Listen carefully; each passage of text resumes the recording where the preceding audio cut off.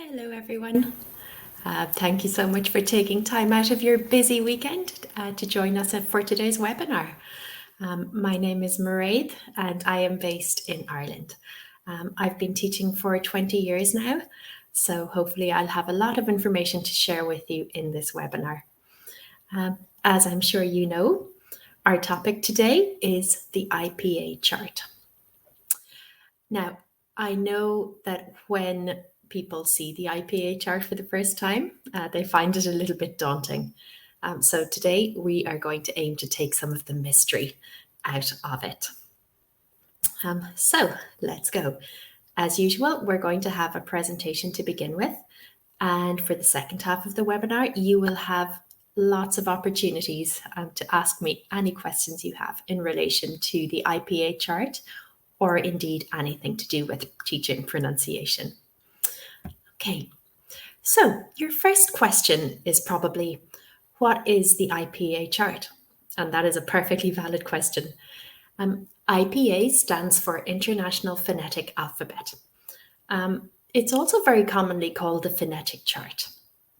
So, both of those names are used pretty commonly. They are the same thing, okay? IPA chart or phonetic chart. The IPA chart is a representation of all 44 sounds in the English language. Now, the technical word for sound is phoneme, okay? So, for example, I use sound and phoneme pretty much interchangeably, but I'm referring to the same thing. The IPA chart is based on received pronunciation, or RP.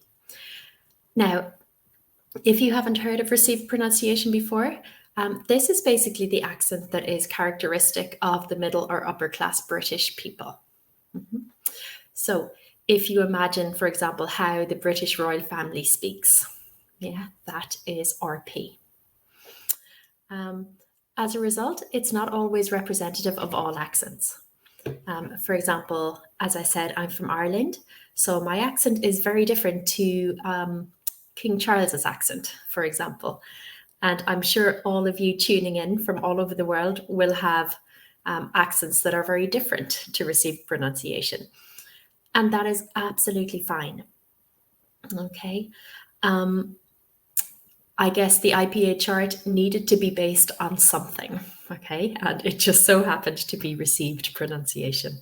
But, please don't give it a second thought if your accent does not quite share the same characteristics. I know mine doesn't, but it doesn't stop me using the chart very, very frequently when I'm teaching. So, next question. Why is the IPA chart important? Well, for a number of reasons. Firstly, it standardizes pronunciation, as spelling is not an accurate indication of how a word is pronounced. I'm sure you're all familiar with, words like through, THROUGH. You would never guess that the ROUGH combination there makes ooh, right? If you think of another word, for example, the bough of a tree, BOUGH. Again, just looking at the word BOUGH, you would never be able to guess that OUGH means ow, or represents ow, right? So spelling in English is crazy. Therefore, the IPA is important because it standardizes pronunciation, seeing as we can't rely on letters. Another reason it's important is that it appears in course books. So when you're teaching your students, it will pop up in the textbooks. And, if it's in the textbooks, we've got to know what it's all about, right? Because we will have to acknowledge it and teach it. Apart from those two reasons, a third reason is that it is really, really useful for focusing on our students' individual problem sounds. Okay. For example, if you are teaching a student whose first language is Arabic, you may notice that they have some issues with p and b. Okay. By using the IPA, we can give them targeted practice on the sounds that they need to learn. If you are teaching students whose first language is Spanish, they may have issues with b and v, okay? Because in Spanish, those sounds are the same. So the IPA is super useful for helping us focus on problem sounds. Apart from all of these reasons, the IPA is used in dictionaries to help us with the pronunciation of words. I use it all the time. If I encounter a word that I'm not sure how to say, maybe I've never heard it before, I've only seen it written down, I can go to the dictionary, and next to the word, you will see the transcription in the slanted brackets. That is the IPA, okay? So in theory, if you know the IPA, well, in practice, if you know the IPA, you can pronounce any word in the English language correctly because you will find it in a dictionary. Okay, so there are just some of the many, many reasons why the IPA chart is important. Now, the next logical question could be, what does it look like? Okay, what does the chart look like? Well, you can see it here on the slide. Okay, you know, it's a varied selection of symbols. Some of the symbols look like letters, some of the symbols do not. Okay, it's always important to remember that when you're looking at the IPA, that these are all symbols. Okay, they are not letters. Even though some of them look like letters, they are symbols. Okay, they are phonemes. So we can see that the IPA chart is divided into three main sections. We have in yellow the monophthong vowels. Now, mono here, of course, means one, right? So monophthong vowels are the vowels represented by just one symbol. We then have the diphthong vowels. You'll see those in the top right, outlined in orange. And they are the vowel sounds that are represented by two sounds merging together. Okay, you can see how the diphthong vowels have two symbols very close together. Okay, and then we have the third section, which is by far the biggest section, and that is devoted to our consonant sounds.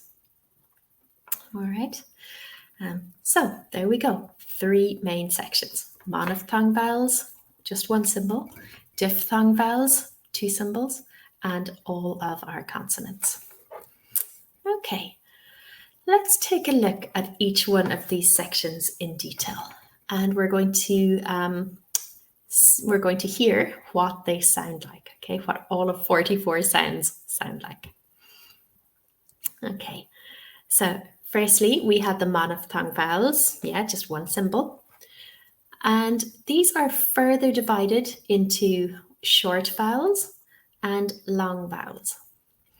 So the long vowels are denoted by the two dots after them. Sometimes two dots, sometimes two little triangles. It doesn't matter. But we have the short ones, which are just one symbol, and the long ones, which is one symbol followed by two dots or two little triangles. Now, let's hear these sounds in action. I'm going to say each sound. I'm going to start at the top left or in the top left corner, and we'll work through row by row. So listen to me saying the sounds and follow along with me. E, I, U, E, O, A, Ah.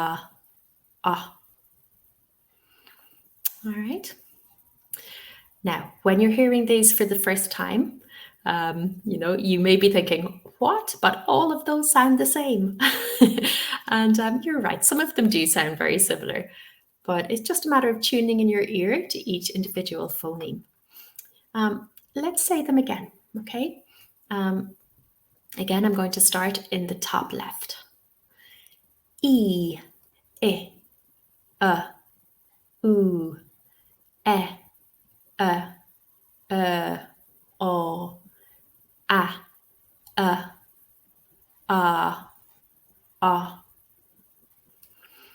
Okay, so there we go. You can see as well underneath each symbol, we have a word that features an example of that sound in use. For example, the first one, C, yeah, E. Okay. So hopefully you heard or you noticed the difference between our short vowels and our long vowels. Let's take the first two here on the chart. Let's listen again. E, I. Okay, so again, E, I. Hopefully you noticed that the long vowels with the dots after them, they're like double length. Okay, they're a little bit E, they're extended, right? Whereas the short vowels, I. Very short to the point, one beat, yeah, I. If you listen to the next two, ooh, yeah, again, ooh, okay. So the short vowels, just one beat, nice and short, whereas the long vowels, extended. Okay, so there we have the monophthong vowels. Moving to the next section, we have more vowels, and this time the diphthongs. As we said before, diphthongs are when two sounds merge to make a new one. Okay, so you can see it's like two symbols very close together. So again, let's read through them. I will start in the top left. Ia, a, ua, oi, o, ea, I, ow. Okay, so let's repeat. Ia, a, ua, oi, o, ea, I, ow. All right, so there we have them. They are the diphthongs. Now, there are a lot of differences between how the chart represents the diphthong and how people with different accents actually say them, right? Say, for example, the first one there, ia. Now, according to the RP accent and hence the IPA chart, this is pronounced ia. However, in my accent, I will say ear. Yeah, because in Ireland we tend to pronounce our R's very strongly at the end of words. So ear for me. Okay. What about the one directly under that? We have ua. Now, according to the IPA chart, we say it ua. I, in my accent, say ur. Okay, because again, pure. Yeah, the R at the end is pronounced pretty strongly in the Irish accent. So there are varieties, and that's absolutely fine. Okay, when you're teaching your students, all you need to say is, according to the IPA chart, this sound is pronounced ia, but I say ear. Okay, so there's no problem, you know. You can teach your students the official IPA pronunciation, and then you can tell them, but I pronounce it however. Okay, you know, you don't need to change your accent to fit the IPA. Absolutely not. Okay, just point out the differences if applicable. Okay, so they are the diphthongs. Now, let's move along to the consonants, okay? Because this is the biggest section of all, okay? There are lots and lots of consonants. So, like before, we're going to read through, starting in the top left, all the way through the rows. So, listen and see if you can follow along with me. P, B, T, D, Ch, J, K, G, F, V, F, The, z, sh, j, n, n, l, w, y. Okay, so let's go again. It'll be easier the second time to follow along and listen to the individual sounds. Okay, ready?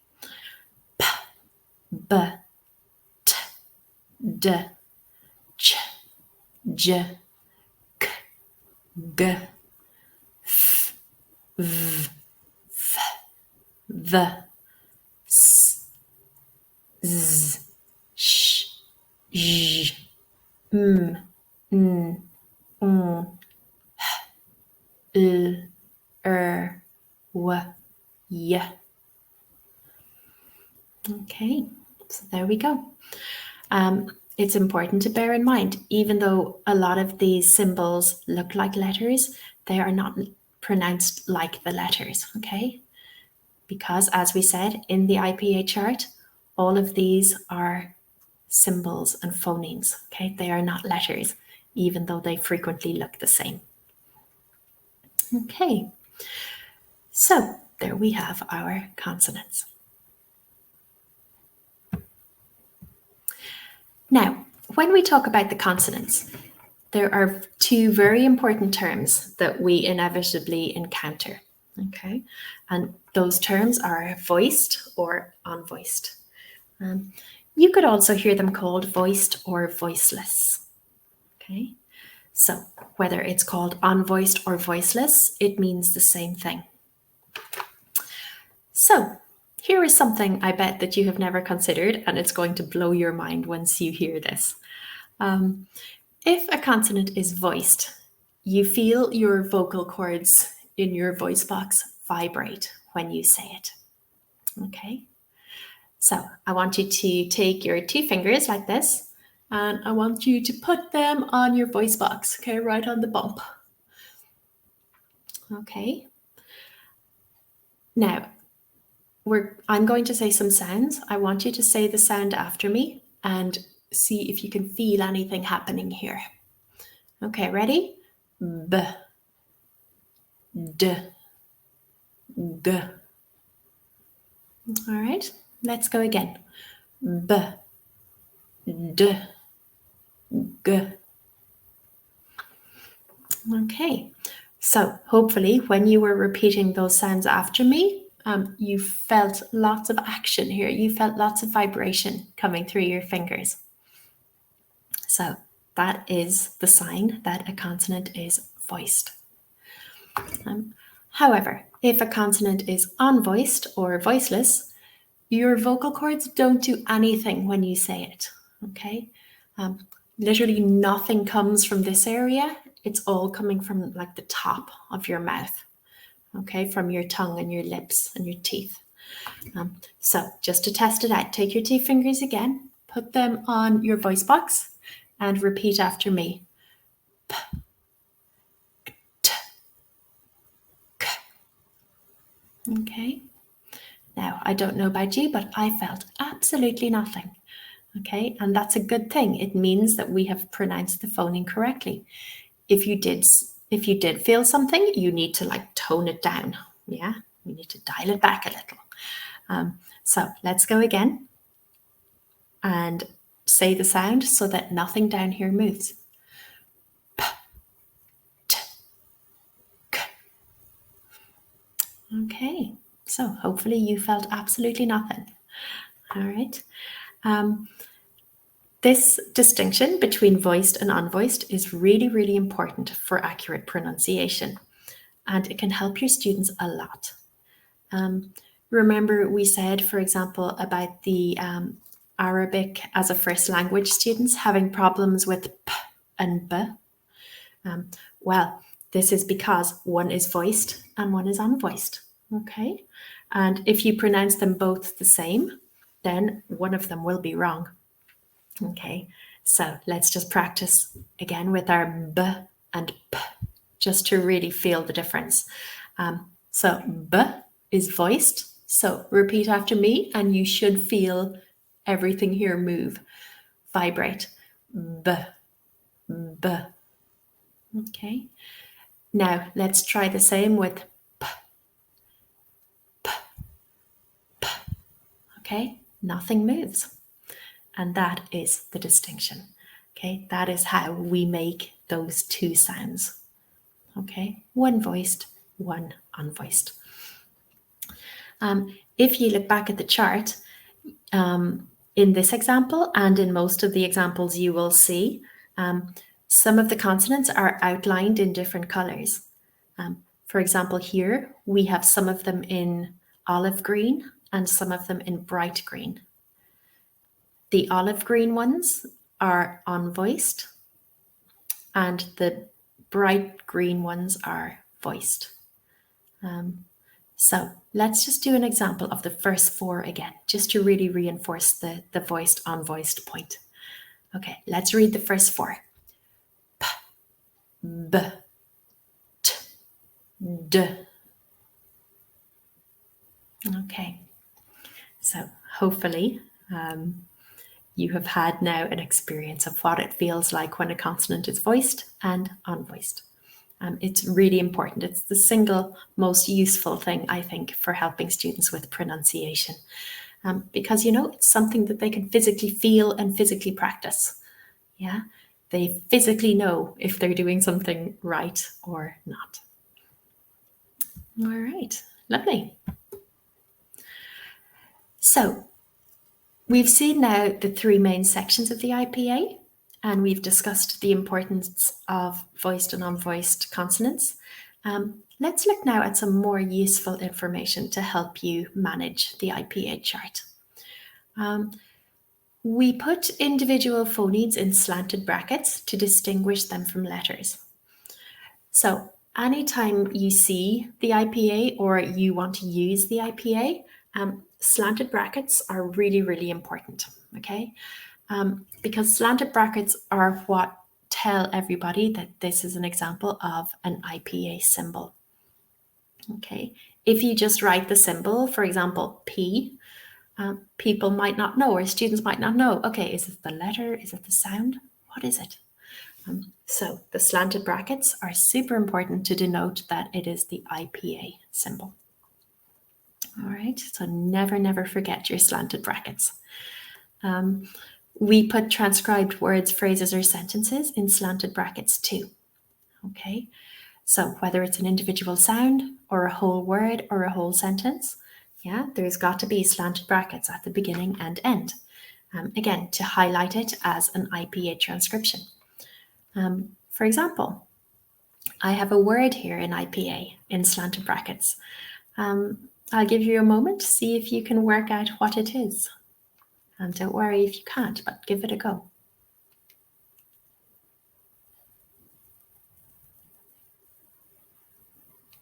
Okay, so hopefully you have figured out that this word is hello.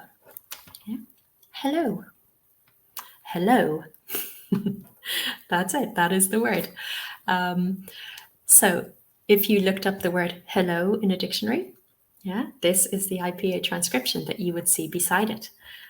We know that it's the IPA because slanted brackets. Yeah. Now, looking at the transcription again of the word hello, do you see the apostrophe-like symbol in the transcribed word? Okay, it looks like an apostrophe there right in the middle. Well, this always goes before the stressed syllable. We now know that the second syllable of the word is stressed. Word stress and syllable stress is a huge part of teaching pronunciation, right?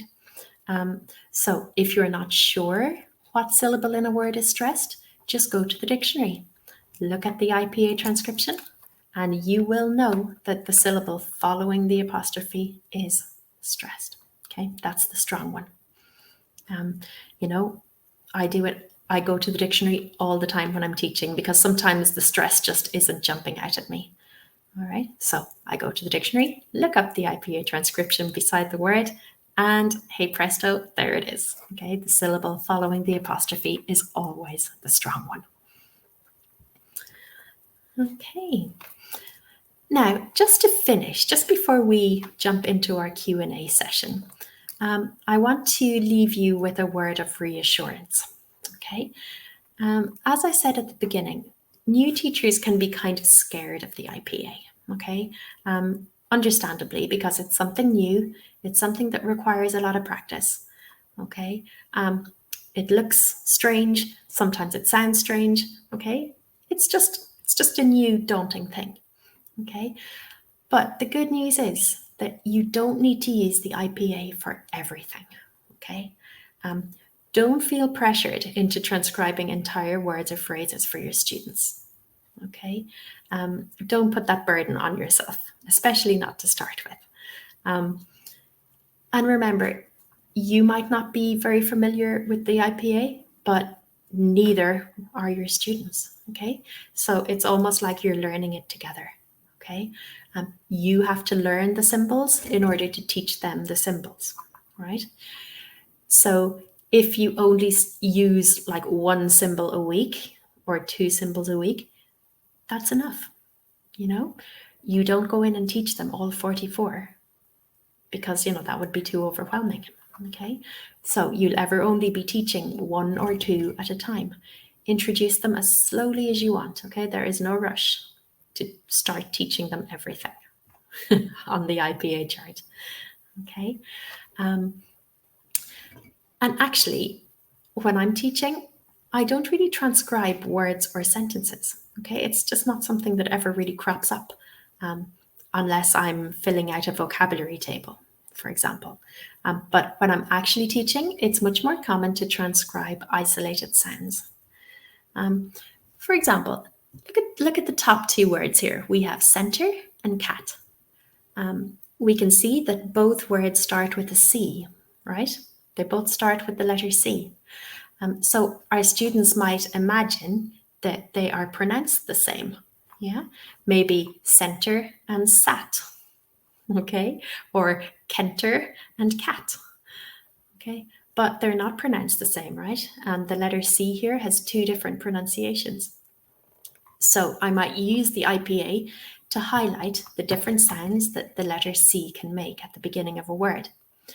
So for the first word, center, I might underline the C and then tell my students this is pronounced S. All right. So then I would open my slanted brackets, write the phoneme, close my slanted brackets. S. Okay. Let's look at the next word, cat. Okay. What sound does the C make? K. Okay.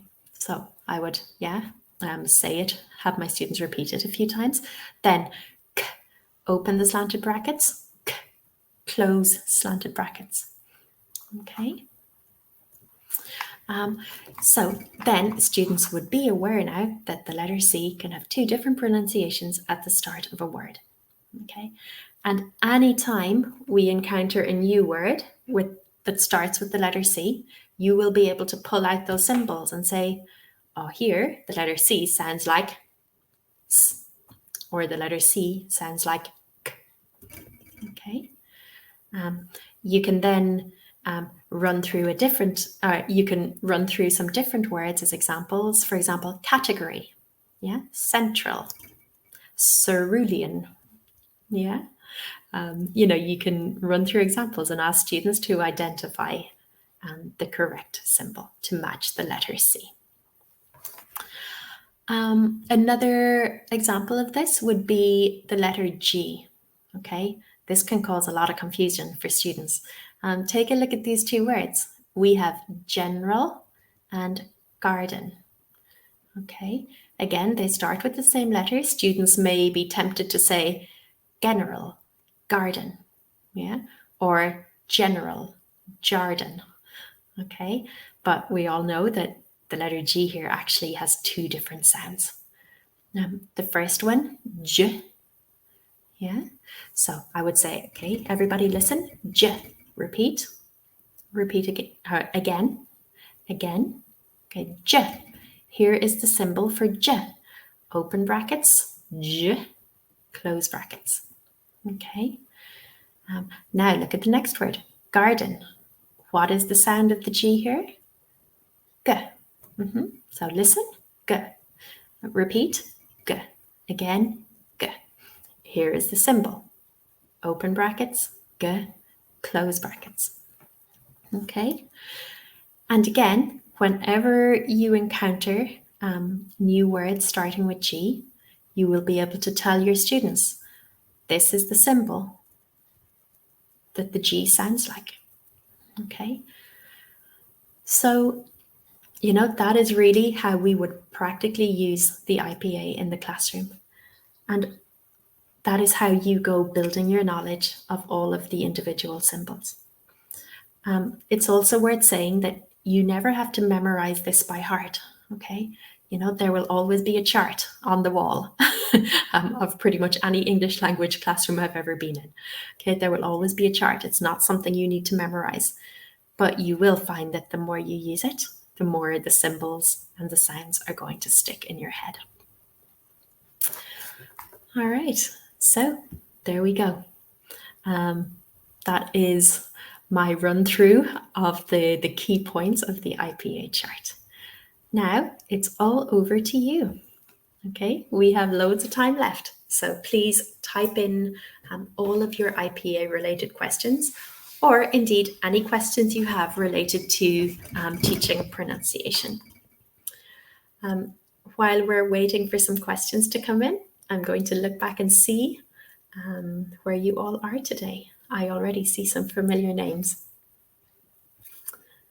All right, so hello, Zarin. Good to see you again. Eliani. So hi, Tracy. Hi, Ria. We have Timothy. Welcome back, Timothy. Good to see you. Harinder. Oh, Stephanie in Bulgaria. Oh, how interesting. I've never been there, Stephanie. I really want to go. Okay. And we have Judy. Very nice. Kasturi in Malaysia. Awesome. Nice to see you. Okay, Stephanie, we have a question. Let's go. Thank you for the presentation. Very welcome. Which websites do you prefer for listening to the pronunciation? Do you recommend any platforms for listening to full sentences? Honestly, Stephanie, I don't have any particular favorite that I use. If you Google interactive IPA chart, you'll find lots of websites that do an interactive version of it, so that when you go to the website and you click a sound, the sound will come roaring out through your speakers. Okay. I use different ones. Honestly, I just Google it and use whatever comes up first. I can't say that I have a favorite.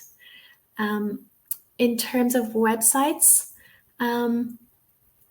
just the usual listening activities. Like, for example, TED Talks, maybe videos on YouTube. Even, the recordings that come with the textbooks that you use with your students. So it's just a matter of any type of listening, using any type of listening text. Yeah. And just stopping, rewinding, repeating. Yeah. If it's a full sentence, say it yourself. Okay, the students don't need to hear it somewhere else. You can say it. Yeah. I would say try to expose your students to as many different accents as you can. All right. The textbooks tend to be very much British English based. Okay. So it will be up to you to go and find examples of Irish accents, Australian accents, American accents, regional accents. Okay. It doesn't all have to be native speaker accents either. Okay. Just try to expose your students to as many different accents as you can. Okay. I think that's the most important thing to improve their listening skills. Okay, thank you, Stephanie. If I think of any specific websites in the meantime, I'll pop them in the chat box. All right. But yeah, I tend to just use whatever I'm doing in class at any given moment. All right. So, hello, Malu from Andalusia. Bienvenida. I lived in Andalusia for nearly 10 years. Oh, I miss it. So say hello to Andalusia for me, Malu. It's a beautiful place. Let's take a look at your question. When do you think it is necessary to start teaching IPA to the students? What age groups would be more suitable to learn IPA if they're not familiar with it? Oh gosh, Malu, I would say that as long as your students are able to read, you can start introducing symbols. I wouldn't use it with very young kids who don't know how to read yet, because, you know, understandably, they wouldn't really know the difference between what a letter is and what a phoneme is. Okay. But, you know, once a kid gets to like 7, 8, 9, why not? You could start introducing symbols. I would find though that I don't tend to use it too much with young learners. Okay. You know, I'm not focusing so much on the nitty gritty, okay, like the little individual sounds. I'm more interested in how they pronounce whole words, whole sentences. So, you know, I would focus on the sounds, but I wouldn't put labels on them, if that makes sense. Once you move to the teenagers, the adults, absolutely. Okay, you can start introducing the symbols. Maybe the students might already be familiar with them, in which case that's great. You have a head start. But yeah, I would definitely start introducing them with teenagers to really start to work on those individual sounds. All right, thank you, Malu. And yes, I enjoyed my time there very much. it's my second home. Cordoba and Malaga, they're my second and third home, I feel. All right. So hi, Louise. We have a question. Should we stick to British spelling? Should we correct students who use American spelling, or do we just point out the differences? Oh, just point out the differences, Louise. I mean, British spelling is correct. American spelling is correct. Canadian spelling is correct. Okay. You know, it's not that one is more correct than the other. Absolutely not. All I would do is ask my students to be consistent. Okay, so like, for example, if they're writing a letter for homework and they use some British spelling and some American spelling, then I would tell them, look, it doesn't matter which one you use, but you've got to be consistent. Okay, because if they're not consistent, then it looks like they just don't know. Yeah, they're just spelling it wrong. Okay, so yeah, both are correct. Just promote consistency. And you yourself use whatever spelling you're used to using. Okay. In Ireland, for example, we use British English spelling. So that's just the one I use naturally in class. If I am teaching a word though, for example, color, yeah, I'll often point out to my students, you know, this is how we spell it in Ireland and in the UK too, but in America, how do you think they'd spell it? Okay. So yeah, good question. Thank you, Louise. Okay, hello, Hajit. Good to see you. Thank you. It was very useful. Excellent. Thank you. I was wondering if there is a way of typing the IPA signs on a computer when teaching online, for example. Oh, well, Hajit, you know what? I always take the easy way out here and I copy and paste it from an online dictionary. You know, that's by far the easiest way I've ever found. Because, yeah, my keyboard does not offer me the opportunity to type the symbols directly. So in advance, I would see what words I wanted to transcribe. I would go to the online dictionary, copy and paste them onto a document. And then during the class, all I'd have to do is transfer them over, okay, into the chat box or onto the Blackboard or wherever. Okay. The same goes for your assignments. Like I know in level 5, assignment A, you need to transcribe some words in the vocabulary table, words or phrases. Just go to an online dictionary, copy and paste them over. Okay, that is by far the easiest and quickest thing to do. All right, thank you, Hajit. Good question.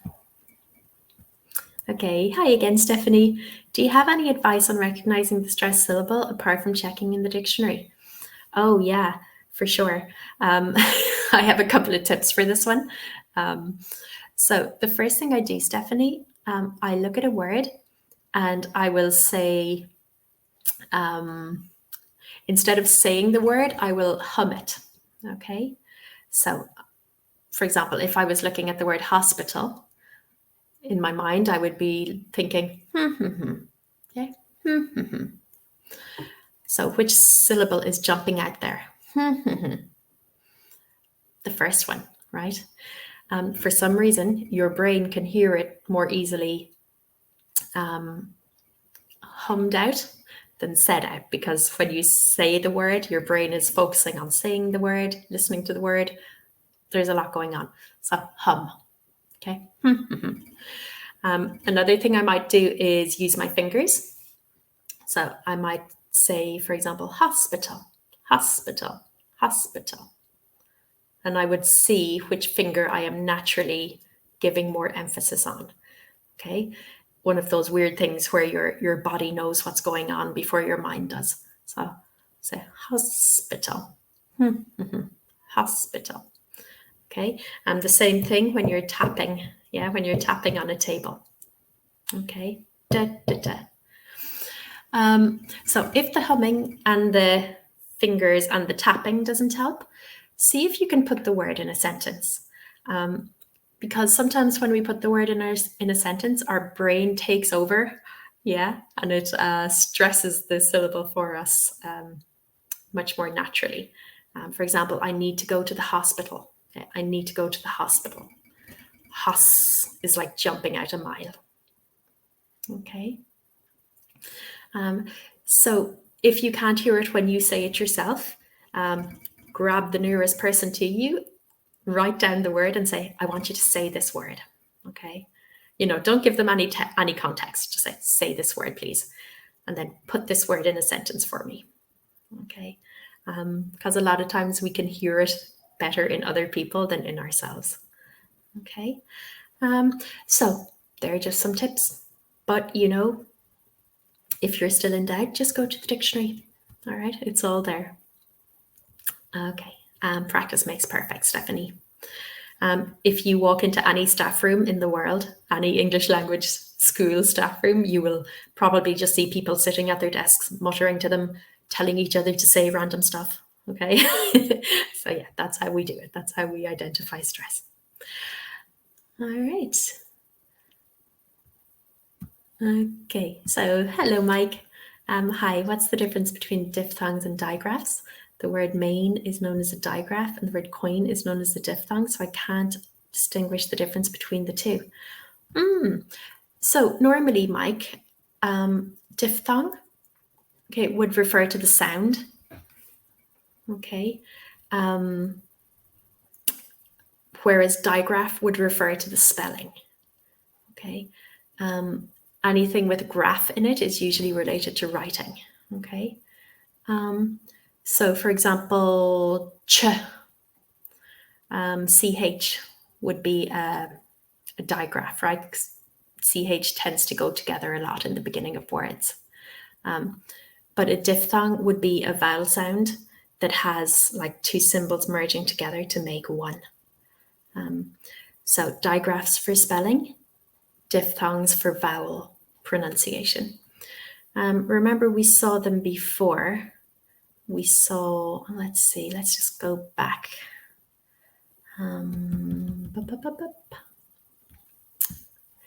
So remember we had here our diphthongs. Diphthongs aren't related to spelling. They're not related to writing. Yeah, they're just related to the pronunciation of certain vowel sounds. Okay. So if you had the word coin, for example, the diphthong would be oi. Yeah, oi. So does that make sense? Let me know. Okay. If I think of any other information in the meantime, I'll come back to you. All right. Thank you, Mike. Okay, Malu, do you think it's easy to introduce the IPA to students? Yes. To what extent could we as teachers make them aware of the importance of identifying IPA symbols and make the most of them when learning English? Well, yeah, I do think it's quite easy, Malu. but we've got to do it in context. Remember, we saw the example here of how I would introduce individual symbols to clear up any potential confusion about letters. For example, the pronunciation of C at the beginning of a word. That's basically how I would use it. Okay, I would introduce the symbols as and when they occur. Now, if the students you're teaching have a very distinctive issue with problems, for example, in Spain, it might be the B and the V. Okay, then of course you can do like individual practice tasks just on those sounds. You know, you can tell them, oh, today we're going to practice these two sounds, B and V. Write up the symbols, and then it's just a matter of doing lots of listen, repeat, listen, repeat. Maybe go to an interactive IPA chart online, and again, just push the symbol and everyone will hear the sound coming out. Then once they're familiar with the sounds and you've explained the voiced, voiceless, yeah, can you feel it? Can you not feel it? Then it's just a matter of doing like lots of really fun games, like put up a load of words on flashcards on the board, and the students have to run up and categorize them. Yeah, which ones go in the B column, which ones go in the V column. You can make up lots of funny tongue twisters, yeah, including the sounds. You know, it can be, you can make it fun, okay? You can make lots of games. There's an amazing pronunciation specialist. His name is Mark Hancock. I'm going to put it in the chat box. Mark Hancock has an amazing website that is full of IPA games, puzzles, resources. Let me just check what the website is, because I just can't remember the full URL. Bear with me a second and I'll get it for you. Oh yeah, that's the one. Okay, I'll pop it in the chat box.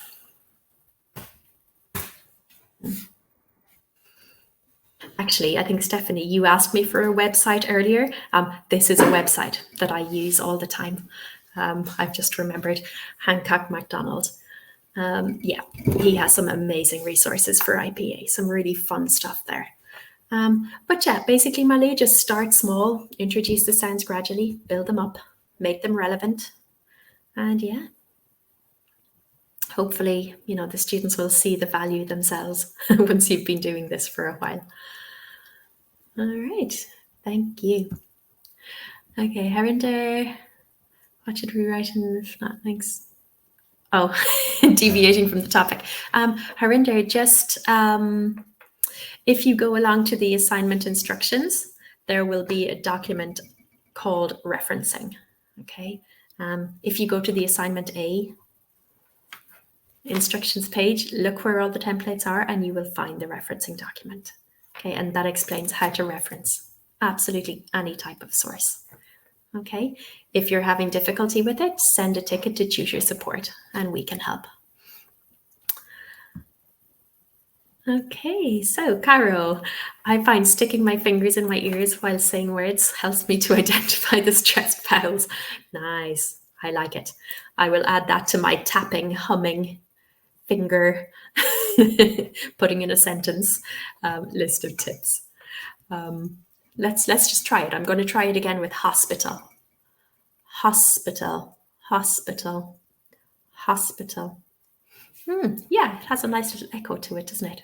You can like feel the pressure when you say the stressed one. I like that, Caro. That's a great tip. That's going on my list. Okay, very good. All right. So do we have any other questions? Not yet. Okay, well, let me show you something cool while we're waiting for some more questions. We talked earlier, right, about voiced and unvoiced consonants and the difference maybe between P and B. So there's a really cool thing we can do with our students to help them realize the difference between a consonant that is voiced and a consonant that is unvoiced. I'm just ripping out a piece of paper here because we need some paper just to make our point about this. Okay, so take a look at this. Oh, we got this side. Take a look at this piece of paper. Okay, I am going to say the sound P. All right, P. And when I say it, look at the piece of paper and see if anything happens. P. P. So, is anything happening here? P. P. Ooh, okay, interesting. P. Oh, let's go again. Okay, so you notice when I'm saying the sound P, the paper is moving, right? Sometimes it's doing a little movement, sometimes it's doing a big movement. Now, let's try the same thing with B. Okay, so B, B, B, B. So, is anything happening? It is not, right? So the B isn't moving, but the P is. So that is, the reason for this is when something is unvoiced, like P, all of the work is coming from your mouth, okay? It's coming from like the top.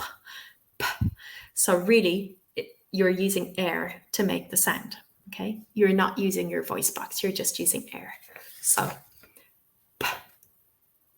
Okay, but when a consonant is voiced, like B, B, all of the activity is happening here. Okay, it's not happening up here. Okay, so if a consonant is unvoiced, you should be able to move a paper. Okay, if the consonant is unvoiced, or sorry, other way around. If a consonant is unvoiced, you should be able to move the paper. If a consonant is voiced, you should not. Okay? So that's a nice little tip for the voiced and unvoiced. Get out your pieces of paper and give it a go. That can be a really fun one to do with young learners. They really enjoy that task. All right, good. So we have a question in from Asha. How much of the rules mentioned, position of the tongue and mouth, and also the different name, fricative, bilabials, do we need to teach the students? So, Asha, I never use the technical terms like fricative, bilabial, plosive, yeah, affricate. Yeah, I never use those. The students don't need to know those, okay? All we need to do is tell them, like physically, what their mouth and teeth and tongue and voice box should be doing. Okay, so yeah, they do not need to know the technical terms for all of these sounds. Okay, you'll just be saying things like, oh, your tongue should be behind your teeth. Okay, you should feel your voice box vibrating. Okay, you should feel movement here. Your tongue should be touching the top of your mouth. Your tongue should be in between your teeth. Okay, your tongue should be between your top teeth and your lip. Okay, so just tell them how to do it. Yeah, explain the mechanics, but there is no need to use any of the super technical terms. Okay, you will see all of those terms if you want to read further into pronunciation issues, and it is very interesting and it's very useful to know for the teacher. Yeah, but the students just need to know the mechanics. Okay, and we can tell them that by physically indicating where everything needs to be. All right. Sometimes it can be nice to draw a little diagram on the board. Like you can draw a side profile of a person's face and like draw their teeth and draw their tongue and try to indicate where everything should be. That can be useful when the students can't like see inside your mouth. Just draw a little diagram instead. All right, thank you, Asha. If any of you are interested in finding out more about the theory of pronunciation and of phonetics, you should look up this amazing writer called Adrian Underhill. I'm putting it in the chat box. He is, in my view, the guru of phonetics and pronunciation. He has an amazing book called Sound Foundations. And yeah, it was pretty much my Bible when I started teaching. And even now, still, when I have to teach pronunciation, any particular aspect of pronunciation, I go along to Adrian Underhill. Okay. So yeah, they are two really good names for you to look into, I think. Mark Hancock for pronunciation activities and Adrian Underhill. He also does pronunciation activities, but for me, he's stronger on the theory of it. All right, good. So let's see, we have 3 more minutes. We have time for one more question. So I'll give you some time to think. In the meantime, I'm going to go back and make sure that I haven't missed anything.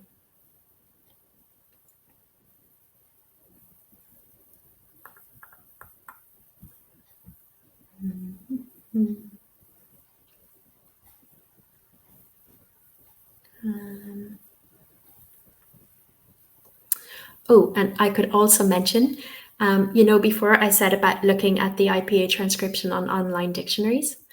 Well, a lot of online dictionaries, for example, the Cambridge online dictionary, they also say the word for you.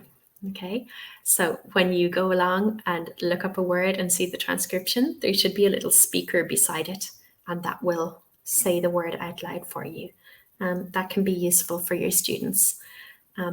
Some of them will do a British English version and an American English version. So, it can be useful in class just for your students to hear the 2 different versions. And then I will always add the Irish English version, of course. So, and you can do the same in whatever your accent is. All right. So I don't see any more questions come in.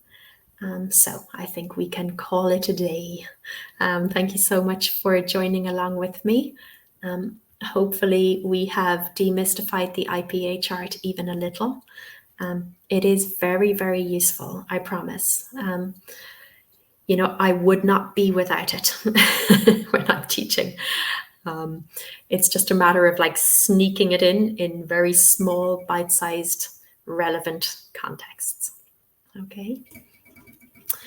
All right, so thank you so much for coming along and for all of your kind words.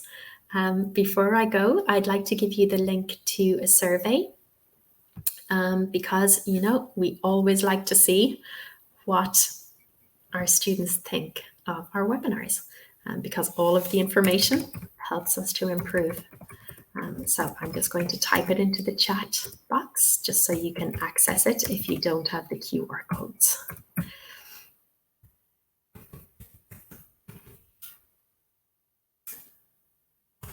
All right, there we go. Okay, everyone, I hope to see you again really soon. And yeah, enjoy the rest of your weekend. All right, bye-bye, everyone.